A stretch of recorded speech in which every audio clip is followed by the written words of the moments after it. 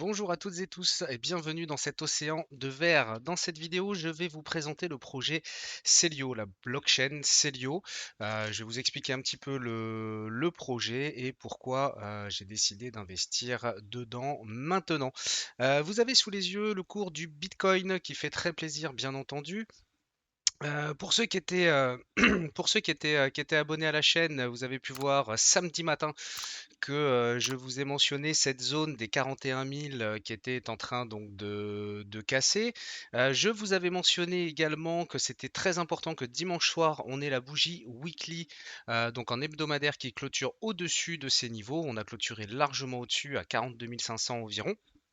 Et depuis, ça continue de pousser un peu, ce qui est donc un très bon signal, haussier. Donc c'est chouette, ça fait plaisir. On ne sait toujours pas de quoi demain est fait, mais en tout cas, de toute façon, pour aller plus haut, ça commence par ce type de mouvement. Donc c'est plutôt sympa. Petite parenthèse pour ceux qui se demanderaient qu'est-ce que c'est que toutes ces lignes verticales sur ce graphique. J'ai fait une vidéo qui s'appelle le Bitcoin quand et jusqu'où. Ça vous expliquera ça et c'est très intéressant. Bref, je vais donc commencer de suite par vous expliquer, tac, la blockchain crypto. Donc c'est la blockchain conçue pour le mobile, pour le téléphone. En clair, j'ai pris deux, trois notes. La blockchain Celo a pour objectif principal de démocratiser l'utilisation de la crypto dans le monde entier. Et pour ce faire, il cherche à faciliter l'utilisation de la blockchain sur les smartphones. Alors pourquoi axer ses recherches là-dessus? À l'heure d'aujourd'hui, c'est pas compliqué. On a à peu près 6 milliards d'utilisateurs de smartphones. Si on arrive à démocratiser les cryptos sur un téléphone, vous imaginez bien qu'en même temps, on démocratise la blockchain et c'est beaucoup plus facile de faire comprendre aux gens ce que c'est avec un outil qu'ils possèdent déjà et qu'ils comprennent surtout. Et en l'occurrence, qu'ils utilisent déjà comme moyen de paiement pour certains. Donc, les utilisateurs de Celo peuvent déjà échanger des cryptos grâce à leur numéro de téléphone. C'est ça qui est balèze, puisqu'en fait, le numéro de téléphone sert de clé publique, comme si vous créiez un wallet, donc un portefeuille crypto. Et en fait, c'est le numéro de téléphone qui sert de clé.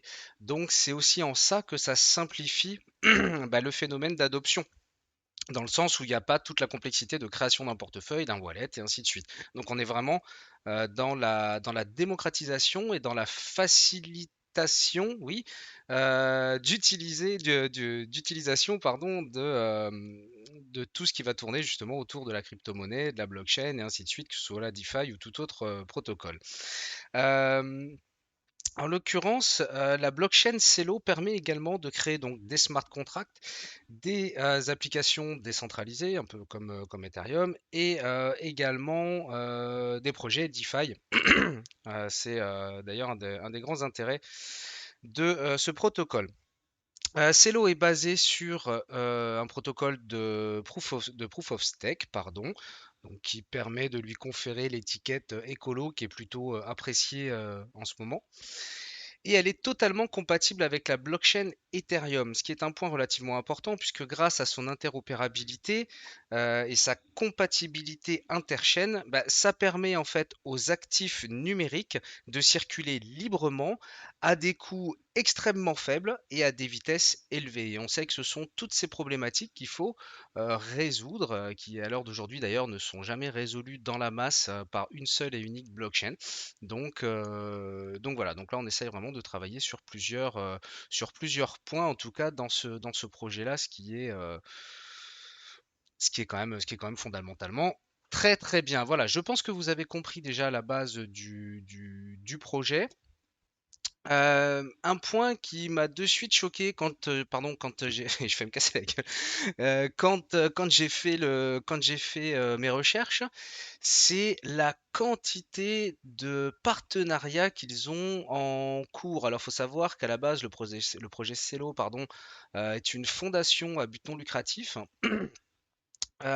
qui a pour but de s'étendre un maximum dans les pays en voie de développement parce que on a des possibilités d'adoption qui sont beaucoup plus rapides chez eux. Pourquoi? Parce que déjà en ce qui concerne les monnaies, en règle générale, je vais prendre l'exemple tout à l'heure par exemple du Brésil et ainsi de suite, et on pourrait penser au Venezuela, on pourrait penser à tout ce type de pays. Ils ont déjà en fait l'habitude d'avoir des monnaies extrêmement volatiles. Alors malheureusement, c'est très rarement dans le bon sens pour eux, mais c'est pour ça que quelque part l'approche de la crypto-monnaie est pas aussi radicalement négative que nous, en tant qu'Européens ou qu'Américains, qui avons des monnaies relativement stables, qui sont ce qu'elles sont, mais qui sont quand même relativement stables. On risque pas de se retrouver avec de l'hyperinflation, enfin en tout cas on touche du bois, et qui ferait que du jour au lendemain, bah, en fait, tout ce qu'on possède ne vaudrait plus rien. Bref. Donc c'est pour ça qu'elle est finalement essayer de développer principalement sur ce type de pays. C'est un axe intéressant puisque forcément en termes de démocratisation, c'est plus facile à réaliser. Bref, donc je reviens à mes moutons. Ici, c'est intéressant de voir la quantité, je vous dis, mais je crois que je n'ai jamais vu ça, hein, la quantité de partenariats qui ont été scellés avec Celo dans tout un tas de domaines aussi divers que variés. Ce serait littéralement impossible de tous les énumérer ici. Par contre, je vous invite à aller faire un tour sur le site de Celo, à jeter un coup d'œil, c'est vraiment très intéressant. D'ailleurs, petit disclaimer, bien entendu, tout ce que je vous raconte ici n'est donc absolument rien un conseil en investissement, ça vous l'avez déjà bien compris, je pense. Je ne fais que relater des faits, ce qui m'a servi de support pour effectuer moi-même mes propres recherches et investir dans ces projets. Petit avantage, c'est que il y a un terme en fait en anglais qui définit ça, c'est le skin in the game, qui en fait définit le fait que je parle de ce en quoi je crois et de ce en quoi j'investis. Donc ça a quand même pour avantage de dire que je ne suis pas, déjà je ne suis pas conseiller financier, mais surtout je ne suis pas là en fait pour essayer de dire ouais tiens ça a l'air pas mal, mais bon de toute façon que ça monte ou que ça baisse, je m'en fous, j'investis pas dedans. Non, les projets que je vous montre, vous le savez, j'investis dedans. Le portefeuille d'ailleurs que je crée donc au sein de la chaîne CryptoGilu, vous pouvez le suivre, vous avez un lien dans la description. Alors vous pouvez pas voir le portefeuille à proprement parler. Ici, moi, je suis mon portefeuille ici sur CoinMarketCap parce que c'est très pratique en termes de visualisation. On voit d'ailleurs que les 7 derniers jours sont plutôt sympas. Ça fait vraiment plaisir, ça je vous l'ai déjà dit. Mais vous, en fait, vous avez la possibilité ici de suivre le les cryptos et les projets en fait que j'ai déjà en portefeuille. Voilà, donc ça peut aussi mettre de l'eau un petit peu à votre moulin dans le cadre de recherche, voir un petit peu les projets auxquels je m'intéresse, dans lesquels j'ai investi. Voilà, ce sera pas toujours dans le rouge, dans le vert, pardon, ce sera pas toujours dans le vert, hein. Des fois c'est pas forcément excellent. C'est pour ça que de toute façon, je vous invite, bien entendu, à faire vos recherches. Bon, je vous cache pas que c'est plutôt sympa en ce moment puisqu'on arrive à surperformer le Bitcoin et c'est ça qui est intéressant finalement dans l'idée de construire un portefeuille diversifié, c'est de dire est-ce que j'arrive à faire mieux que acheter bêtement un Bitcoin et attendre que ça monte. L'idée c'est quand même de superformer le marché et là en l'occurrence une journée comme aujourd'hui on y arrive très bien donc ça c'est plutôt enfin comme depuis plusieurs jours d'ailleurs on y arrive très bien et ça c'est plutôt cool.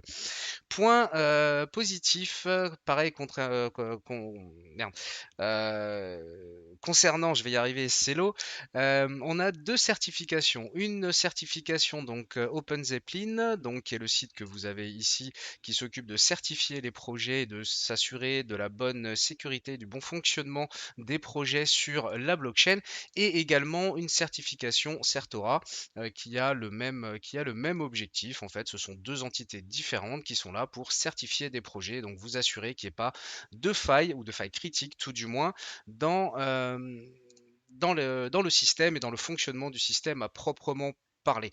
Ce qui est très intéressant, j'en ai relevé deux, c'est parce que bon, je vous cache pas que les comptes rendus de certif, c'est quand même un petit peu barbare. Déjà, je vais pas vous mitonner. Ça dépasse largement mes compétences techniques, hein, il n'y a qu'à voir ce que vous avez là sous les yeux. Donc moi, ce que j'essaye de venir voir ici, dans ces comptes rendus, c'est quand même de m'appuyer un petit peu sur les conclusions de l'étude, de ce qui a été fait. Et ça me suffit déjà pour avoir une vision générale. Je veux dire, je suis pas ingénieur blockchain. Je pense pas que tous ceux qui investissent dans la crypto à l'heure d'aujourd'hui, on a passé à peu près, on a visiblement passé le million de personnes qui possèdent de la crypto-monnaie en France à l'heure d'aujourd'hui, donc c'est plutôt pas mal. Et je pense pas qu'ils soient tous ingénieurs en cryptographie non plus. Donc, donc voilà. Et c'est vrai que les deux ont à peu près la même conclusion. Ça, c'est vraiment assez intéressant. C'est que, je cite, sur l'audit, Open «Nous sommes impressionnés par la prise en main de ce monorepo complexe par l'équipe Celab». Donc Celab, c'est, les administrateurs, on va dire, de la blockchain. Ils suivent de très bons processus pour maintenir leur projet en bonne santé. En regardant comment l'équipe Celab a soigneusement mis en œuvre des correctifs et de nouvelles fonctionnalités pendant la durée de l'audit des contrats intelligents, donc des smart contracts, nous sommes convaincus qu'ils sont prêts à publier le système. C'est relativement positif dans le sens où ils ont été très réactifs, c'est-à-dire je crois qu'ils ont trouvé trois ou quatre problèmes critiques ou problématiques, voilà, pendant l'audit, c'est ici, et en fait de suite ils ont été réactifs et ils ont appliqué les correctifs, ils ont réglé ces failles dans la foulée et visiblement ça a beaucoup plu en tout cas aux certificateurs. Donc, ce qui est plutôt une bonne chose. Et du côté de Certora, la vérification de Certora Approver a renforcé la confiance dans la sécurité du protocole de gouvernance Celo et dans les smart contracts. Au cours du processus, plusieurs défauts dans les versions précédentes de la mise en œuvre ont été découverts et corrigés par l'équipe Celab. Donc, voilà, pareil, ça c'est quand même sympa. Déjà qu'il soit certifié, qu'on ait détecté des problèmes, c'est pas grave tant qu'on les résout. Ça a été fait et en plus ça a été fait rapidement, donc ça c'est super cool. J'accélère au point de vue d'un point de vue communautaire. Alors là, il fallait être un petit, il fallait être là un petit peu plus tôt dans le projet pour avoir cette information-là. Le 31 août 2021, on a beaucoup parlé de cette crypto. Je vous montrerai de suite pourquoi après sur le graphique, donc sur la courbe de prix du Celo. Le 31 donc août, on a eu littéralement une explosion. Et sauf qu'en fait, à cette époque, on était à 39 000 followers.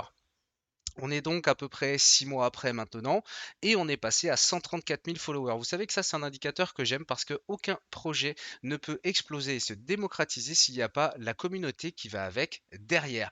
Dernièrement, en plus, projet sympa, on apprend à peu près il y a une semaine que Celo, la blockchain Celo, en fait, a créé un stablecoin pardon, il n'est pas blasé ce stablecoin, non, il est basé sur le Real brésilien. Alors un stablecoin, pour ceux qui auraient un doute, vite fait, c'est quoi? Bah, c'est tout simplement en fait une crypto-monnaie qui est indexée sur une monnaie fiat et qui fait que sa variation ne bouge pas. Voilà, comme l'USDT par exemple, il vaut toujours 1 dollar parce qu'il est indexé au dollar américain. Et ben là, en fait, ils ont créé ce stablecoin, en fait, sauf il est indexé sur le Real, donc la monnaie au Brésil. C'est sympa. Donc, alors que le Brésil dispose déjà d'un système de paiement instantané public très populaire appelé Pix. Alors ça c'est pareil, c'est quelque chose qui nous dépasse un petit peu en Europe, mais c'est beaucoup plus démocratisé, pardon, par exemple en Amérique du Sud, et puis également en Thaïlande et ainsi de suite, de faire beaucoup plus de paiements avec nos téléphones et tout. Nous aussi on peut le faire et ça y vient, mais c'est pas forcément rentré dans les mœurs, ça l'est beaucoup plus là-bas. Donc c'est pour ça aussi que ce type de projet basé sur la mobilité a vraiment tout son intérêt en fait enfin ça a tout son intérêt de commencer par là parce que la démocratisation peut se faire un petit peu plus vite. Donc voilà, donc Marcus Frank donc, a déclaré à The Blog, donc l'article, que le C-Real fournit désormais un moyen d'utiliser des applications DeFi complémentaires. Donc ça c'est intéressant parce que l'idée c'est d'intégrer en fait donc des applications DeFi, donc la finance décentralisée, directement sur un outil qui est déjà utilisable. Et ça c'est bien en termes de démocratisation. Celo est complètement open source et il y aura donc des projets qui établiront un pont entre les transactions Pix et Celo. C'est ce que je viens de vous dire. Il y aura des gens qui créeront des applications de prêt et d'emprunt, donc basées sur la DeFi. Donc je pense que c'est vraiment bien, c'est son avis personnel. Je vous laisse vous faire le vôtre. Ensuite, qu'est-ce que je me suis mis de côté? Eh ben, on va de suite passer sur le graphique.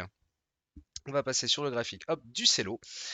Et ici, je vais vous montrer ce que je vous disais tout à l'heure, hop, ce qui a à la base fait beaucoup parler du Cello, c'est dans les alentours, je vous ai dit, du 20 août, du 26 août, je crois, voilà, c'est ça à peu près.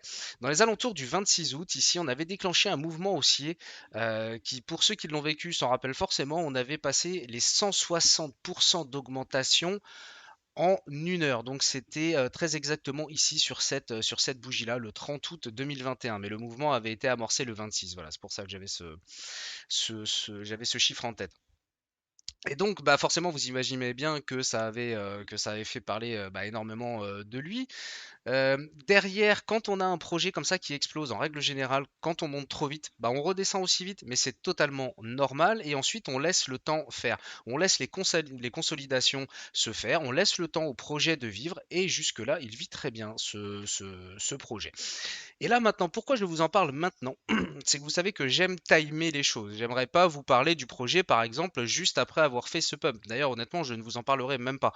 Parce que à part faire du FOMO là-dedans, donc du fear of missing out, c'est-à-dire la peur de manquer le mouvement, de se dire putain, le machin il explose, ça y est, c'est parti. Et en fait, c'est à ce moment-là, vous créeriez des investissements dans l'émotivité, dans l'impulsion, et c'est absolument tout ce qu'il faut proscrire d'une manière générale dans tous les investissements. Donc c'est pour ça que je vous en parle maintenant, parce que ici, je vous ai parlé de ce prix ici à peu près à 3,50 $ qui avait lancé donc ce mouvement explosif. Maintenant, depuis, on a fait une forte consolidation. Tous les marchés, visiblement, je vous ai montré le Bitcoin tout à l'heure, donc pour l'instant, on a plutôt des réactions haussières et ainsi de suite. On a un projet qui est toujours en cours de développement, qui d'ailleurs, entre parenthèses, a comment ça s'appelle?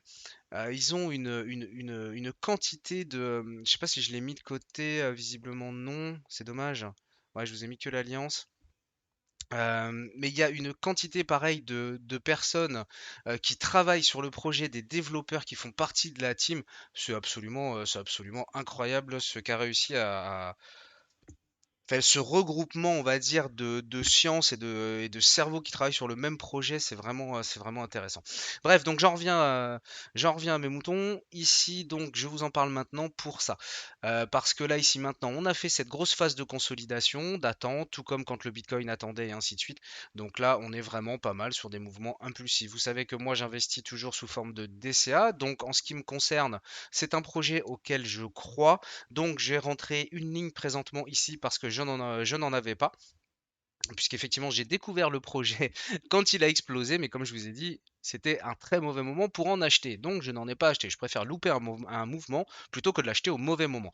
Ici on part. Si on redescendait sur les 2 dollars, je rentrerai une deuxième ligne. Et l'idée c'est de holder, de conserver à long terme. S'il y en a qui voulaient faire du trading là-dedans en allant chercher des objectifs court terme dans les alentours de 5 dollars, on a des ratios qui sont peut-être jouables avec un stop dans les alentours de 2,80, de 2,80. Moi, c'est pas comme ça que j'opère, mais c'est tout à fait possible. J'ai fait, je pense, le tour de tout ce que j'avais à vous dire. Je vous remercie sincèrement pour la quantité d'abonnements qui est en train de se créer, la visibilité sur les vidéos, les likes, les partages, également tous les commentaires dans les vidéos. Ça fait vraiment très plaisir et moi, ça m'incite vraiment toujours à plus creuser et à partager bah, le mieux possible tout le fruit de mes recherches et tout ce que je trouve et tous les projets dans lesquels j'investis. Voilà, j'espère que ça n'a pas été trop long, j'espère avoir clarifié certaines choses concernant ce projet. Et puis, je vous dis à très bientôt dans une nouvelle vidéo.